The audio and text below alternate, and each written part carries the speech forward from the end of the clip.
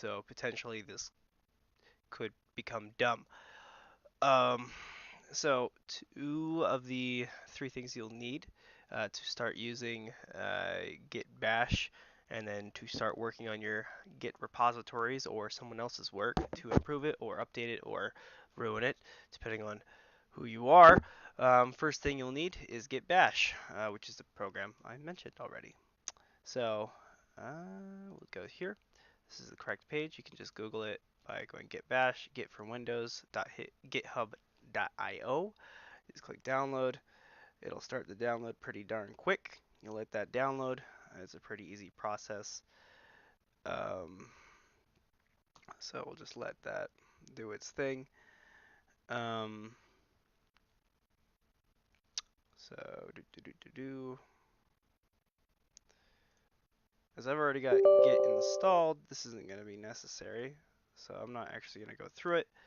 Well, I guess I can keep nexting. Just use Git Bash from Bash only. You don't need to keep going. Use this.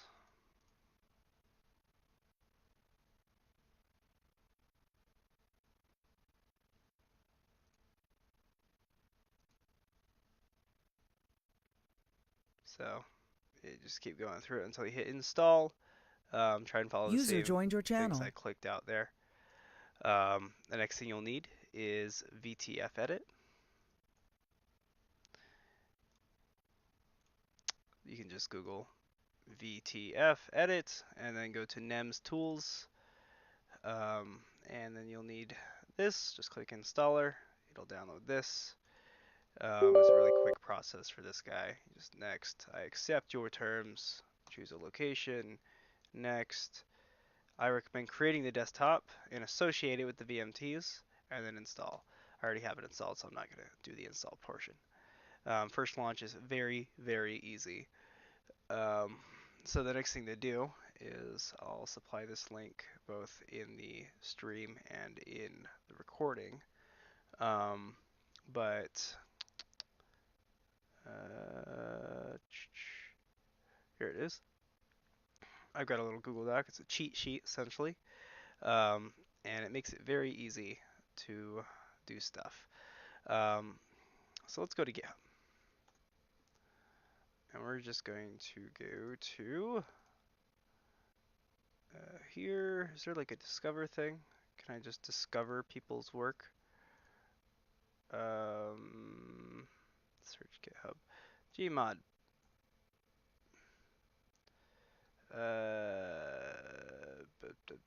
Do.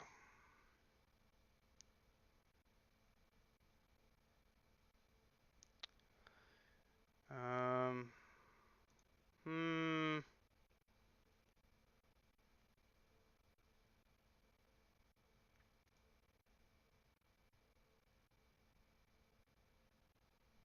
What is this?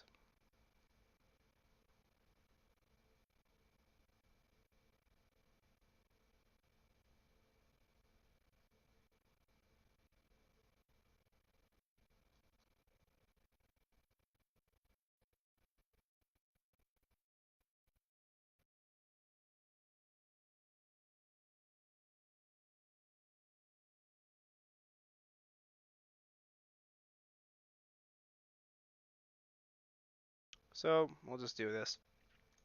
You can quickly start up Git Bash by going right here. I'm already logged in to my GitHub account. If you've got a Bitbucket account or GitLab, it'll also work. I need to.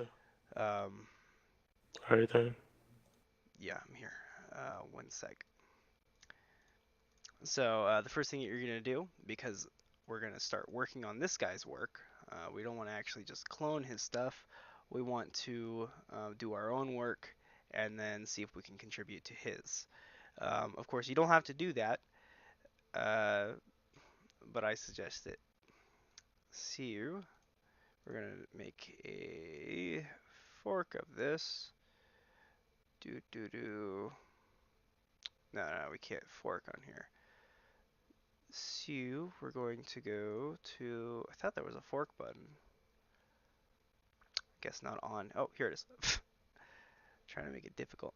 So we're forking it currently. So what that basically does is it's a one-to-one copy, but instead of being under him, it's under our name. So currently now it's Servius slash Gmod Lua menu, and it's got a nice little icon. If you saw this, that's a branch. That means, there could be a development branch and then a master branch or a backup branch and then a master. That way he can keep track of his stuff, maybe implement things that aren't completely ready or he's not sure people will want. Mine's a fork, so I could technically take this into a completely different direction and it wouldn't matter. But it allows him to see what I've done and I can see what he does. I can push my work to what he's doing. I'm currently doing that same thing with my best example would be the ice coder. Now, Matt Pass, this is a public thing. We It allows you to edit junk live and then save it, and then it's a fancy pantsy version of Git, or it's a Git repository. It's all fancy pants. I forked it, right? So I did this, and then on my end, I actually just added a few new themes from CodeMirror, and then I made a pull request to the newest or to Matt Pass, the live version, and then my changes actually ended up getting pushed into the live one. So now I'm actually marked as a contributor. Which technically you can actually use your repository and your Git account and your Bitbucket account and all your Git accounts on your resume. If you use LinkedIn, they actually look at this type of stuff, so it's actually kind of cool. So back to what we were doing. We go to the repository or the fork we just did, which will actually pop up as a repository. I know I just saw it. Here it is. And this is when we actually click clone because this one's the one that we want. We're going to do copy to clipboard. Currently, I've got a special little folder set up for it. I'd recommend going into documents, create a folder called development or private work or wonky ponky honky town. I mean, it's really up to you. I call mine Servia side project. That's just me to sort because I do other stuff, and it's just easier this way. Git bash here to your organizer, or you could even do it in your main folder. And the first thing you're going to do, based off the guide, is fairly simple. We've already forked it. We've already gone to our profile. Well, right now we're doing the Gmod Lua menu. I'll fix this in a second. We're going to get our link. I already did that. It's that little button right here, clone, and then we're going to right click, make sure it says HTTP, and then we're going to go back. Ignore that part. We already get bashed here, and then we're going to do git clone space and then paste in our link. That's a GitLab link. Bitbucket has its own little links. GitHub has its own links. They all have their own things. There's even clones of GitHub with their own things where it's like Man, fork are hub you guys and there? whatever. Yeah, one sec. I haven't done this in a while. Yeah, I'm I think creating a I'm video gonna for you. go. One sec. Oh, I'm creating a video for you so you don't have to wade through me or wait for me either. okay. So right now, it's now been cloned into my Servius side project. So it's just chilling out right here. This is, this thing. You can actually close this guy now because he's no longer relevant. Um, I recommend downloading Sublime and making sure that if you are working on Gmod, that you have it set up um, with the syntax for Gmod Lua. And all you have to do now inside of this now cloned thing is just git bash here again. And you'll notice that we now have Gmod Lua menu at the end of our core folder, however you did it. If you copied me, then hey, it should look similar to mine. The way to check where we are is doing git space remote space hyphen. I believe that's the symbol, and v. That'll tell you that our origin, so the one that you will automatically push stuff to, is your branch. That's what it should say. Now, if it says the original of a repository, now if it were to say, let's say, Robot Boy instead of Servius right there, I would know that I actually cloned the robot boys instead of my own, which would be a problem. Now, the thing is, we want the ability to pull updates from his, uh, especially if he fixes something that's broken in your own. So, oh, bloop. We're actually gonna, there we go. We're gonna go to the robot boy version, and we're gonna quickly copy that. And then we're going to do git remote add upstream. Now that's a lot of words. Git space remote space add space upstream. And then we're going to paste this guy in. Now we can do git remote v to double check that it's in. And you should now see 4 lines responding instead of just 2. Origin should still say the the actual your repository, and now you should have something called upstream path to the original repository that you copied your stuff from, or you forked your stuff from, whatever, which is what I see here. So right now, if I wanted to make sure that I have everything up to date between me and my own repository, I would do git status. If I wanted to check if I'm up to date with the live version or the upstream version, I would do git status upstream, and then I would specify the branch, and he has only one branch, so it's master. Uh, if you don't do it, it'll actually poop out. If you don't mention the branch, it'll actually poop out a message. You have to specify. Oh, well, I guess because it's only one branch, it won't matter. So we're going to do one change, and I'll show you how to make a push, and then we'll show you how to do a thing.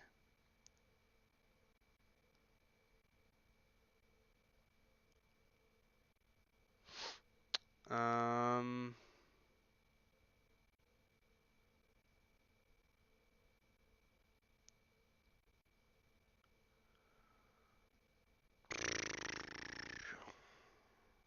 we're just going to remove a line because he doesn't need it.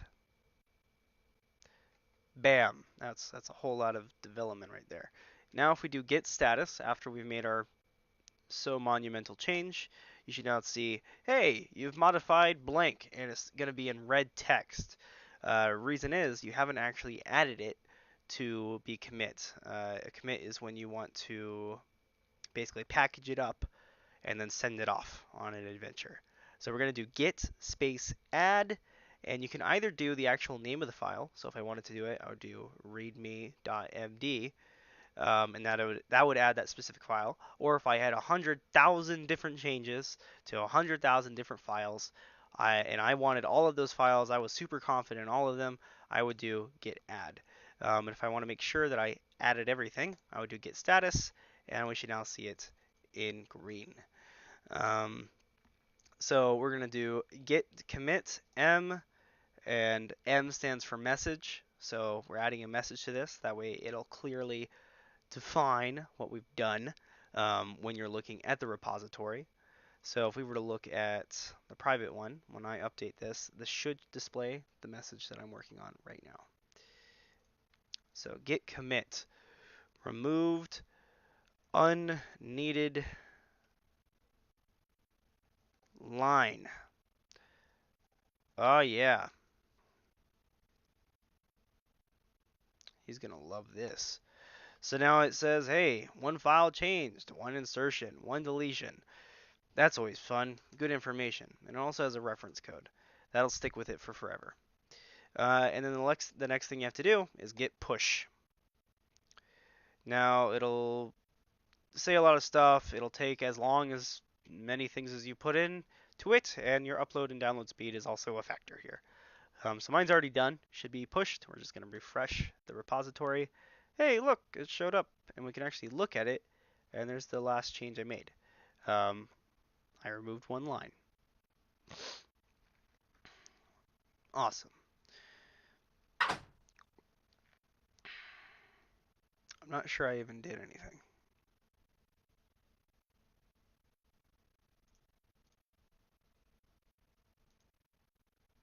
Okay. So the next thing we need to do is actually go to pull requests.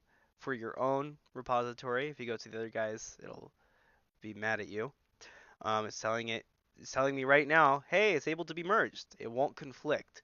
All you have to do is make sure to specify the upstream one, make sure that the branches are the same, and that you're, actually specifying your own fork. You could do it for someone else that did better work than yourself, because sometimes people don't want to share their work, and well, you do, and hey, there you go.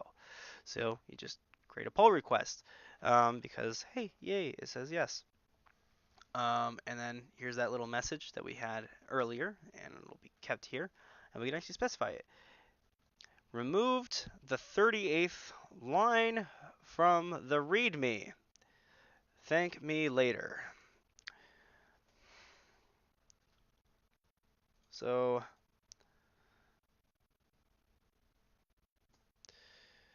this was for a tutorial. So you can format this, it's super easy. There's a lot of different things. You can see what it's like previewed. I just added bullet points. User disconnected from I your believe if channel. I were to do a hashtag swag, yeah, there you go. That makes it big. This is a tutorial. Create pull request. Okay. There we go.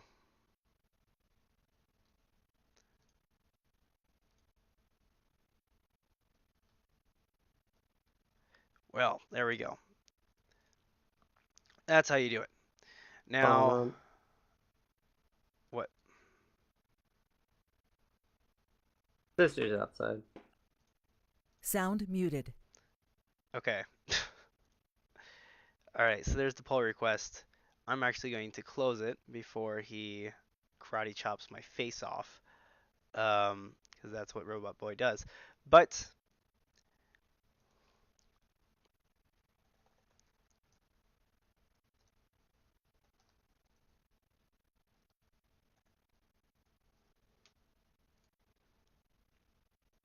okay, so that's basically it.